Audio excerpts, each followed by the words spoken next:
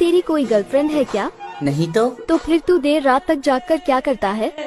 दोनों में डिफरेंस क्या है वो मैं आज आपको बताने वाला हूँ, क्योंकि 10 लाख रुपए BMW ज्यादा चार्ज कर रहा है इसके कंपैरिजन में, और क्या क्या चीजें दे रहा है क्या नहीं दे रहा है। 10 लाख रुपए देने के बावजूद आपको क्या चीजें मिलती है इसमें जो इसमें नहीं है।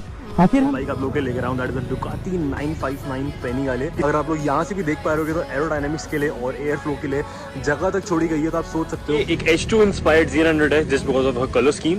एंड ये दो बाइक्स पूरे ग्रुप